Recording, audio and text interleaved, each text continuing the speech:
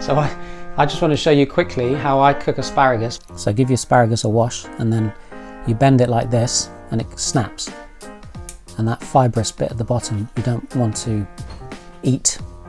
So what you can do is measure it from the bottom up. It's a good way of gauging where the rest is, and just chop it off like I'm doing here.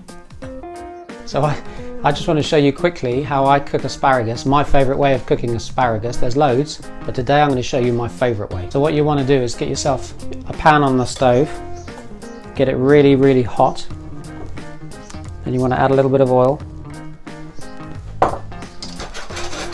Then you want to lay your asparagus in there. You can hear it sizzling away as I get it in the pan.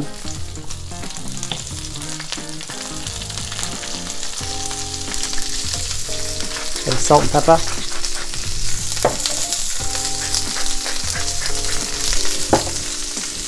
By leaving the skin on, we're protecting the inside of the asparagus, and it's going to get bubbly and crispy on the outside.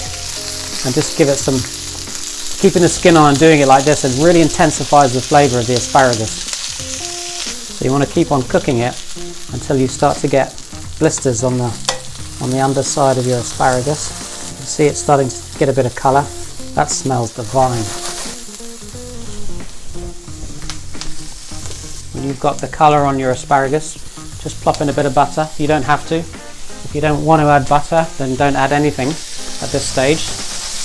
Now you want to turn the heat down a little bit. I had it on full heat and I've turned it down to half heat now. Now your butter's melted. All you want to do is add about 2 or 3 tablespoons of stock in there. Take it off the heat.